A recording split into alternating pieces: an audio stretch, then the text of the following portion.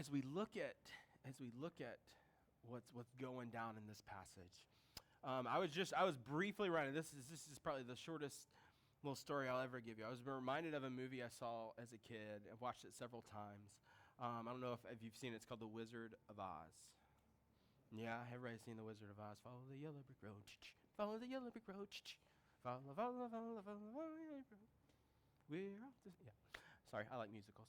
So, but in this, you'll remember it. There's a scene when they get to the Emerald City. They get to it. They get to the door. They get let in. They get all the way in, right? And they're standing in this hall. They're here to have this meeting with the great and powerful Oz, right? And what he's doing when they enter in, there's this thundering voice. There's loud noises. There's all this stuff, right? And he's larger than life in front of them.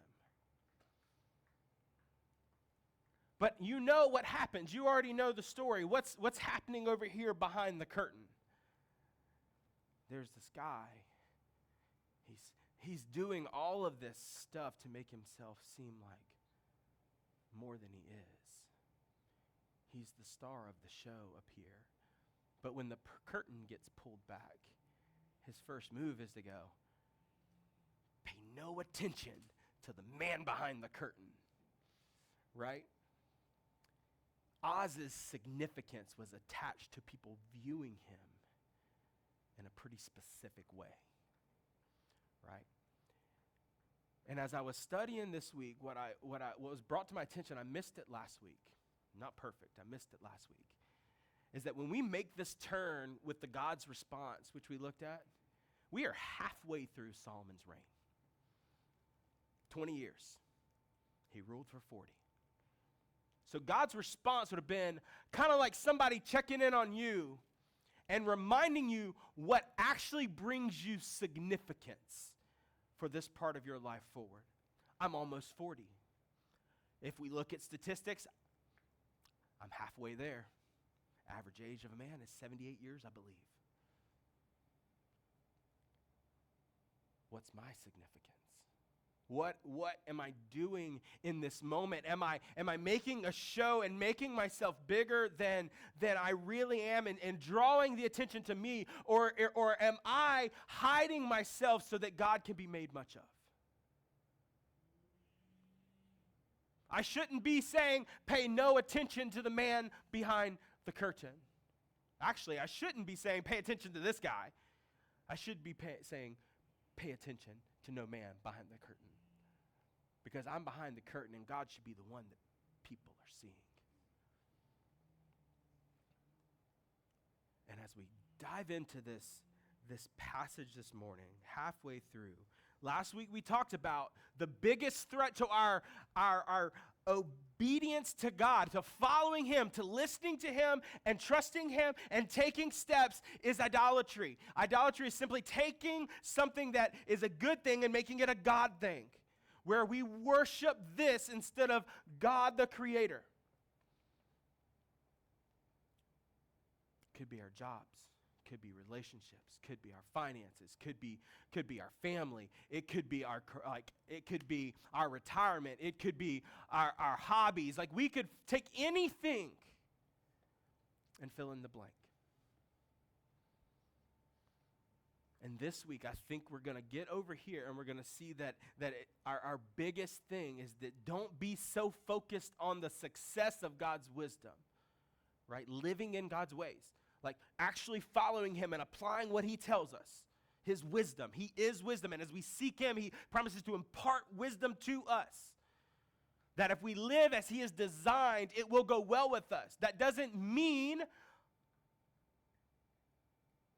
that we have absolutely everything we want, but we have what we need. That no matter highs or lows, we have the ability to keep moving. That He promises to be with us no matter what. So don't be focused on the success of God's wisdom as His wisdom works out in our life, right? The good things that happen, don't be so focused on that success that you miss the significance of sharing the reason why. You see, God Solomon asked for wisdom in the beginning, remember? Go back to week 1 in our app, and you'll see Jerry did a wonderful job of laying that out. Solomon's first request as what, like a 20-year-old, was like, I can't do this, God. The only way this happens, he could have asked for anything. That rub the lamp, you get one wish. What do you wish for? God, I need wisdom to rule your people. And God said, not only give you wisdom, I'll give you everything else. Don't be so focused on the everything else that we missed why we're here in the first place. Right? Because you'll hear me say this repeatedly, right? Our purpose, yours and mine, right, is to make God known through our words and our life. That's our purpose. That's the overriding purpose of your life. That's the overriding purpose of my life, is to make God known not just in my words, but in how I live my life, right? In every sphere. No sphere is off limits, right? Family, relationships, social, work, finances, everything is fair game.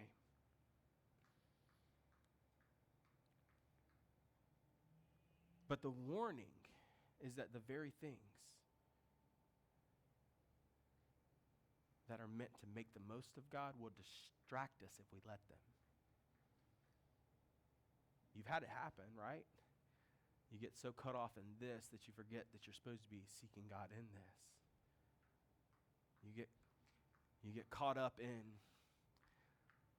this situation, this health scare, this financial situation, this relationship, that God gets removed from the equation by my worry and my anxiety and my stress, my chasing. And God's like, no.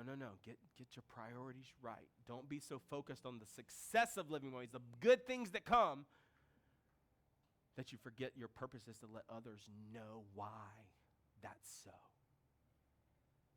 So where do we see this? Where do we see this? What does significant living look like as we walk through this portion of Solomon's story, right? And the first point we're going to look at today in verses 1 and 2 is this, is that living in the wisdom of God will cause others to come and see. Simple. How did Queen of Sheba get there? Because Solomon, at the beginning of his life, is living in God's wisdom. He is executing exactly how God told him to do. He was chasing after God. And we see in verse 1, the Queen of Sheba. So this is modern day like Yemen area is what most people believe. So she traveled a pretty good ways from like Yemen area on the Gulf all the way up to Israel. Over 1,000 miles. She traveled this distance, right? Because she heard about Solomon's fame connected with the name of the Lord. And I said this in the beginning, right? It wasn't just the fact that he was smart, but that throughout the known world, every time they heard of Solomon's reigning from Euphrates to what? The Mediterranean? Everything God had promised, he's reigning over this whole giant area if you know your geography. But everywhere they heard about how he reigned, it was always connected to God. It was connected to how God had prescribed for them to live. If we go back and look at the law, all the way the first 5 books of the Bible, it lays out very clearly how God's people were to live. And it was a very love. Jesus summed it up 2 points, right? Love Lord your God with all your heart, soul, mind, strength, and love your neighbor as yourself, right? And they were doing this. And this is what I believe is spreading the fame, is that the way Solomon is ruling is based on how God has designed us as his image bearers to live today. So we see it's connected with the name of the Lord, and she came to test him with difficult questions. I believe she would have come and asked, literally nothing would have been off limits. Solomon would have taken up his seat, and she would have just begun to ask question after question. This era, they were taken with answering riddles and questions and making these hard things to see how smart people were. So she would have come to test him with this, and she came to Jerusalem with a very large entourage, with camels and bearing spices and gold and great abundance and precious stones. She came to Solomon and spoke to him literally everything that was on her mind. Everything. Like, I couldn't help but think, though, like, why would she bring all this? And yeah, it was because, one, being in Solomon's presence kind of demanded it, right? He's this great, he's this wise and great, he's known all through the world. I need to I got to offer something, right? But what we know, and this is where it kind of hits us today, is what we know about gods in this time is usually you try to entreat their favor by offering great gifts.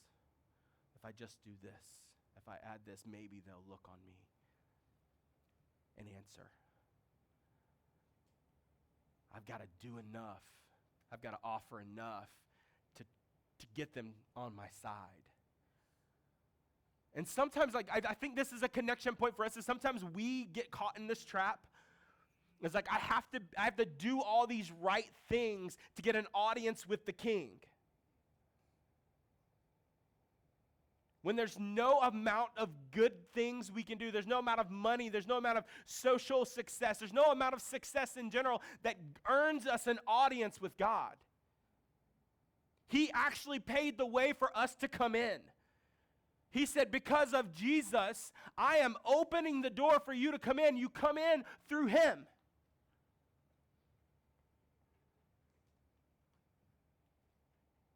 I don't need you to do all these things before you come in. What I need is for you to trust that I've already made a way and that way is open for each of us. And that's what happens. But it's in this same part that we can also look to Jesus. Like, look at the great effort that the Queen of Sheba went through to make it all the way there, carrying all these people over 1,000 miles. Like, that's a lot. There ain't no interstate highway to get from here to, let's say, Memphis. It's not quite 1,000 miles, but it's close enough. Like, are you traveling through desert to get there? Are you riding camels and chariots and all this other? No, I can drive at 75, 80 miles an hour. Depends on if I'm following the speed limit or not. Like, I can get there really quick. Like, this would have been, like, she's exerting great effort to get there. And when Jesus brings her up, if we go over to Luke chapter 11, verse 31, it says, the Queen of South will rise up at the judgment with the men of this generation and condemn them, because she came from the ends of the earth to hear the wisdom of Solomon. And look, something greater than Solomon is here. You see, the wisdom of God was made known in Solomon, and she heard about it and came running. And we sit on this side of the cross. We have the whole story. We have the whole story in our hands. We have the whole story at our fingertips. But do we come running to hear what the king has to say? Is that our pursuit in our life? Do we pursue truth that way? Because we live in a culture, right? We live in a culture that says truth is relative. My truth, your truth, your truth. But we know that's not true. Like, we felt that experience, right? You do you, but in the end, I've done me, and I didn't. I'm speaking of me now. My 20s to 25. I did me, and me didn't like me. I know that's not great grammar. Don't go with me. It's okay. But like, I got an English teacher somewhere going, stop it. But that's the thing, is like, you've done the things you wanted to do, and on the other side of it, you were left holding an empty bowl. There was nothing to fill you up. What promised fulfillment dropped you. But the call is still there to pursue the truth. Come and see. Come and see. The same thing she did. Come and see. Right? But in believers, this is why we got to live it out, right? It's because when others come and see how God has changed your life, introduce them to the one who actually made the transformation. When we focus on success, we like people to see our achievements. Look at my likes. Look at all these metrics that the world says is successful. But do we ever stop and go, but this is the reason why? Do we hide ourselves back behind the curtain and say, look at our great and powerful God? Because that's what we're designed to do. We make much of him. That's what keeps us being humble. That keeps us being humble. That keeps pride from swelling up. That keeps us from really depending on our works to get us to God, is because we realize on a regular basis, I can't earn my way in. I'm going to mess up every single time. And when others come in, do they see that in you in a way that they go, why? Why do you live like this? Why do you act like, why? It makes no sense unless your king is the king. The second part of significant living that we'll see is that living in the wisdom of God will raise a lot of questions. In today's culture, more than ever, it's going to raise a lot of questions because there's a lot of things that God prescribes as a way of life that runs counter to what is now the acceptable norm. And there's too many areas to talk about. And that's a place where family groups are where that comes out, is because I want to actually look you eye to eye. I don't want blanket statements. I want to look you eye to eye and hear your story. Hear what has hurt you. Hear how words have been wielded hypocritically. I want to hear how truth is landing in your life. And I don't think I can do that adequately from right here. I want to have coffee. I want to have a meal. I want to get to know you so that we can have this conversation. But ultimately, the truth raises a lot of questions, right? So she comes, and the main purpose of her coming is to come and see. It's to come and ask these questions, right? So she comes, and we see this in verse 3, right? So Solomon answered all of her questions, and nothing was too difficult for the king to explain to her, which tells me their era riddles and stuff like that. But if I'm coming here, I'm asking, how do you lead? How do you live? How did you build all this? I'm anything I can think of is coming to mind, because I see what's going on. I hear about the way that God has blessed them. And obviously she wants part of that. So this is Solomon's chance, right? This is Solomon's chance to go, listen, it's because of God. It's because of how he told us we should live. But what I noticed was absent from this passage is any reference towards that other than it was just connected to the name of God. We've got a little blurb about burnt offerings coming up, but everything else is about what Solomon did. We don't know the content of his answers. But what I see is this is your chance, Solomon, to give her what's going on, to let her know why this is going on. Why do I trade the way I do? Why do I lead the way I do? Why do I judge the way I do? Why is my God better and above all other gods?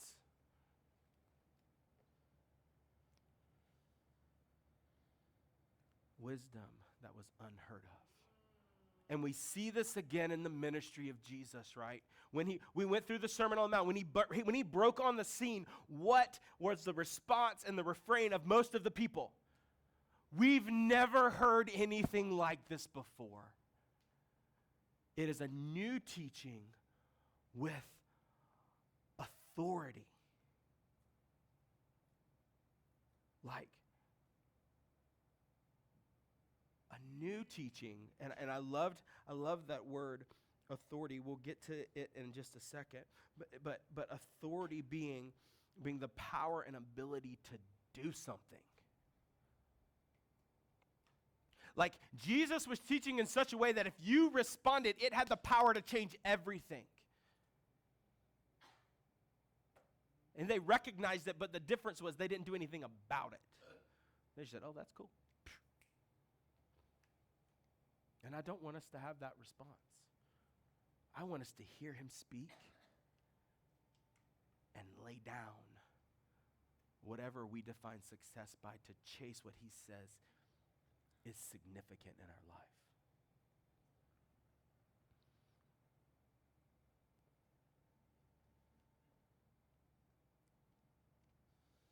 You see, we need that kind of authority. When the questions come, we're going to skip down a couple there, Avery. When the questions come, bring them to the one who answers the deepest questions of our heart when we seek him. So the questions are going to come. And what I want to insert there is when they come, make sure you remember to take them to the one place where they can actually find the answer. To the one who is wisdom. So we see the response to wisdom in the Queen of Sheba, and you see the response, I think, even in your life. You've had people come to you with questions because they see the way that you're living, and it doesn't line up with what they expect or what they think. And then they come in close, and they say, why do you do this? And that is the moment I want to help you say, it's because of God, and this is why.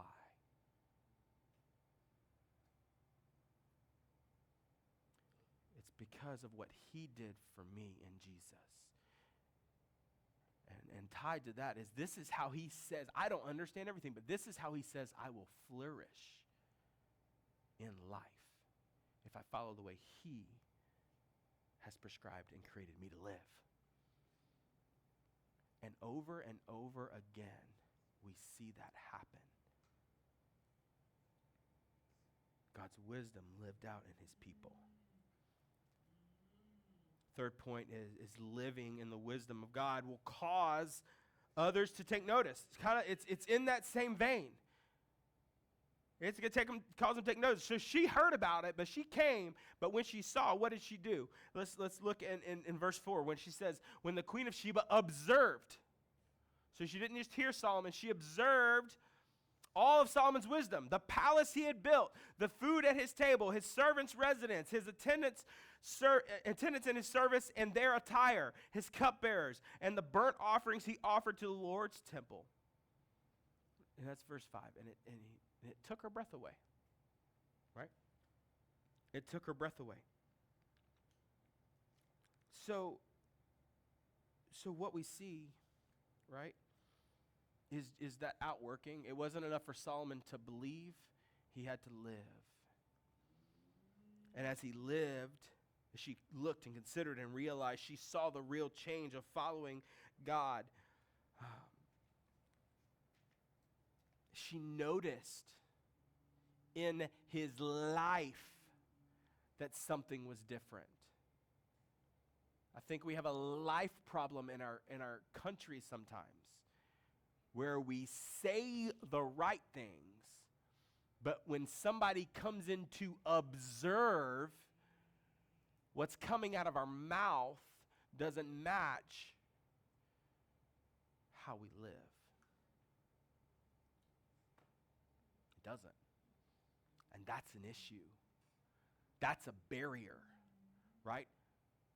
We throw up barriers when we act like hypocrites. I'm just going to use that word. Jesus used that word a lot. When we act like hypocrites, when we don't look like what we say, right? He wants an authenticity. Because you know what was said of the apostles in Acts 4:13? When they observed the boldness of Peter and John and realized that they were uneducated, untrained men, they were amazed and recognized they had been with Jesus. They had no modern day wisdom of their own. They didn't go to, let's They didn't go to seminary. They didn't go to post-grad. They didn't do all this. They spent time with Jesus and how he had trained them to live their life in accordance with how God had created them. Sealed with the fact that he died and rose from the grave. And they had witnessed it. They came and saw. Was all they needed to be bold in the face of these Pharisees and these Sadducees. To step into this moment. The source of their wisdom and boldness was they had been with Jesus. They had come in.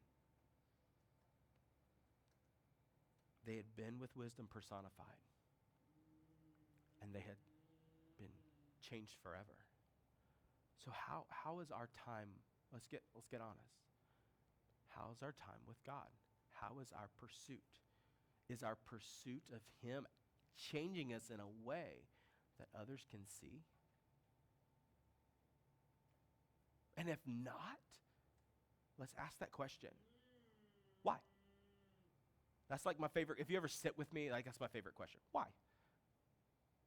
Simon Sinek will say it. He'll say, it starts with why. Your why drives everything else about you. And I'm finding that to be true. That's like that common grace where God has blessed somebody who may not be a believer with understanding. Because why you do something, the motive in your heart, gives everything its energy. Why am I doing something? Because everything changes when we are living authentically in the wisdom of God. Everything. How you process everything, how you struggle, how you succeed, how you date, how you spend, how you travel, how you invest relationally. Everything changes. Because the shift is that successful is now measured by what does he say is successful. And what he says is successful is introducing people to Jesus, to him in every sphere of our life. That's success. I'm successful at work, but do people know God through the way I work? I'm successful in school, but do people know God through the way I live my life at school? In my dating life, in my online life, in my retirement, in my service, in my outreach, in my mission. Like, do God or do people see God in that? Are you actually changed or are you doing it for the claps? For the likes? For the applause? That's not what God wants for us. And our last point for significant living is that wisdom, living in the wisdom of God it's more than personal. Ignore my that instead of than. It's more than personal. And we see this in verse 6 through 9 where she said to the king, the report I had heard in my own country about your words and about your wisdom is true, but I didn't believe the reports until I came and saw with my own eyes. Indeed, I was not even told the half. Your wisdom and prosperity far exceed the report I had heard. How happy are your men? How happy are these servants of yours who always stand in your presence, hearing your wisdom? And then, blessed be the Lord your God. He delighted in you to put you over not just yourself, but the throne of Israel, his people. Because of his eternal love for Israel. He has made you king, and catch this, to carry out justice and righteousness. It wasn't just about Solomon. Solomon didn't get wisdom just to be wise. He didn't get wisdom just so he could succeed. That success was supposed to be towards his people because his people were situated in the middle of the known world so that other nations would come to worship God. That was one focus of Solomon's prayers, that the nations would come from far and wide to worship at God's feet in the temple. God's eyes have always been for those outside. It's not just about what's in this little room or in your little life. And I don't say that to diminish any of it, but we all want to be attached to something larger than us. We're all seeking a purpose that's greater than us. And God has literally given it to us on a platter, is to make much of him. Because if that's our why, every day of our life, we will never have a day that's not meaningful and fulfilling. No matter what circumstances come, we will always have a purpose every single day. Right? We see, blessed be the Lord your God, right? He sets it up like, blessed be the Lord. It's not, Solomon didn't, even somebody who didn't know God could see that it's not Solomon's doing. It's got to be God. And that's what people need to know about our life. It's not because of anything I did. It's because of God. God has actually blessed me in this, and I don't know why. Other than the fact that he has an eternal love for me because of Jesus.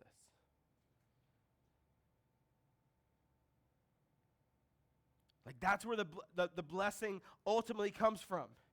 But I don't want us to miss that he has made you king to carry out justice and righteousness.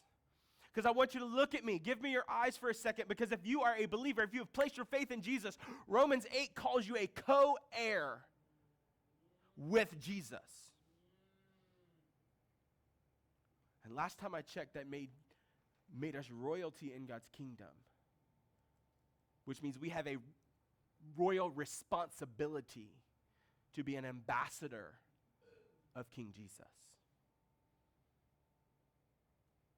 To execute justice and righteousness in the same way Solomon was supposed to do that. You see, God has prescribed a way for his people to live that is countercultural to everything we see. Where we move into the poor and the marginalized and help them. We hear their story and help them out. We fight for true justice, not just our picture of it. We scour God's words together as a multi-ethnic body. We look at it and go, how does this look like lived out right here?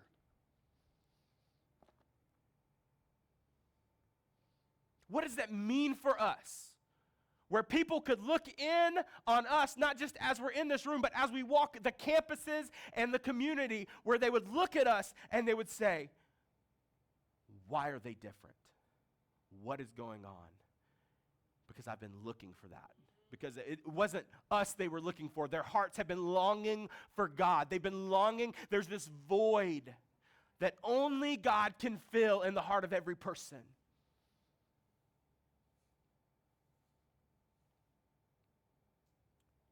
And when we focus on our success and our little things more than the significance of making known the why, we're distracted from the ultimate purpose of our life.